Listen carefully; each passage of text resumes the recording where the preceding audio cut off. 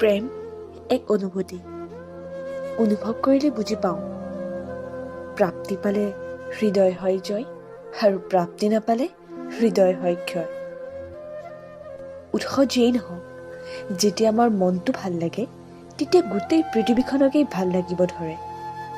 আৰু যেতিয়া কিবা কাৰণত নিজৰ মনটো বেয়া লাগে তেতিয়া সকলোবোৰ ঋণাত্মক চিন্তাইহে মূৰত কামুৰি ধৰে।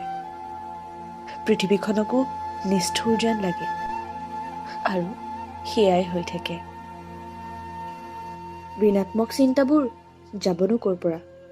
সেই যে এৰি থৈ যোৱাজনৰ কথা ভাবি ভাবি নীৰৱে চকুলো টুকে, অভাৰ থিংকিঙত নিজকে ইমান ডুবাই দিয়ে। পৃথিৱীখনৰ একমাত্ৰ অসহায় কিজানি আপুনিয়েই হয়। আপুনি জানে, তেওঁৰ পৰা আৰু কোনো ধৰণৰ কেতিয়াবা মেছেজ নাপাব, তথাপিও আকুলি বাকুলি হৈ থাকে আপোনাৰ মন। বাৰে বাৰে ডাটাটো অন কৰিয়ে চাই, আজি বা কিজানি এটা মেছেজ আহেই। নিৰাশাৰে হোৱাটছএপত বাৰে বাৰে ব্লক কৰে, কিন্তু আকৌ খোলে। নাম্বাৰটো কাটি দিয়ে, আকৌ ছেভ কৰে।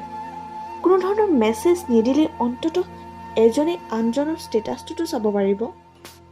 বহু আশা কৰি হাতত মোবাইলটো তুলি লয়, মাথো এবাৰ এটা মেছেজ দিব, কিন্তু নাই, চিনেই নকৰে। আৰু তেতিয়া জুম কৰি কৰি চোৱা তেওঁৰ ডিপিৰ ফটোটোত আপোনাৰ চকুৰ গৰম লুটুকেৰে ভৰি যায়। কেতিয়াবা বিষাদে ইমানেই ঘেৰি ধৰে যে সকলোবোৰ ত্যাগ কৰিবলৈ সাজু হৈ যায়, মাথো সেইজনৰ অলপ মৰম পাবলৈ। হৃদয়ৰ আসনখনত কাৰোবাক বহুৱাব পাৰিব বুলি অসম্ভৱত চকুৰ পানীবোৰ আপোনা আপুনি আহিব ধৰে। ফটোবোৰ বাৰে বাৰে চাই, মেছেজবোৰ পঢ়ে। সেই পাগলামী কথাবোৰে যিমান মনত ভালপোৱাৰ সৃষ্টি কৰিছিল, আজি যেন সিমানখিনি আঘাতৰহে সৃষ্টি কৰে। তেওঁ দিয়া হাৰ্টবোৰ হোৱাটছএপত এতিয়াও কপি থাকে, আৰু আপোনাৰ বুকুত থপথপনি বাঢ়ে। এইবোৰ সকলো মিছাতেহে দিছিল। কি সুন্দৰ সুন্দৰ সপোন সজাব শিকাইছিল, সেইবোৰ ইমান সুন্দৰভাৱে কেনেকৈ কৈ গৈছিল, আৰু আপুনি এটাৰ পাছত এটা এটাকৈ শুনি শুনি মনৰ উপন্যাসখনৰ নায়ক বনাইছিল। কিন্তু শেষলৈ আপোনাৰ নায়কৰ দেখোন মৃত্যু হ'ল। আচলতে নিস্বাৰ্থ প্ৰেমবোৰ তেনেকুৱাই হয়। প্ৰেমৰ গভীৰতা ইমানেই হয় যে শেষত প্ৰাপ্তি নেপালেও এনেই থাকিব বিচাৰে। এটা ভাল লগা মুহূৰ্তত তেওঁৰ ছবি ভাহে, যেন এতিয়াও আনন্দবোৰ তেওঁৰ সৈতে ভগাব বিচাৰে। আপোনাৰ সুখত সুখী, দুখত দুখী হ'ব দিয়া প্ৰতিজ্ঞাটো এতিয়া ডাইলগ যেনহে লাগে।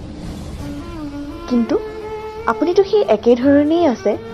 তেওঁ এটা আৱেগৰ ষ্টেটাছ দেখা পালেই কয়, উফ, মোৰ লগত হৈ যোৱাবোৰ যাতে তেওঁৰ লগত নহয়, কাৰণ আপোনজনৰ দুখ যে মোৰ সহ্য নহয়। এটা সময়ত যিটো সপোন দেখাৰ আশাৰে সাৰে আছিল, আজি টোপনি যায় সেই সময়খিনি কন্দুৱাৰ ভয়ত। বাহিৰত আনক মটিভেট কৰে, লক্ষ্যহীন পথ দীঘল হোৱাতকৈ ছুটি হোৱাই শ্ৰেয়।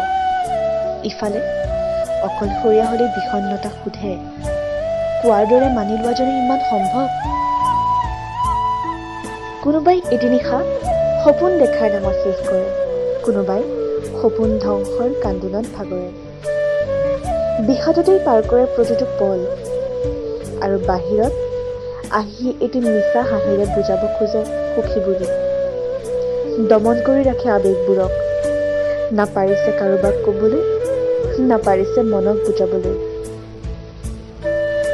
সেই যে যেতিয়াই ক'ৰবাত এটা নিজৰ দৰে হৈ যোৱা ঘটনা শুনিবলৈ পায়, তেতিয়া চকুত স্পষ্টকৈ ভাহি উঠে তেওঁৰ ছবি।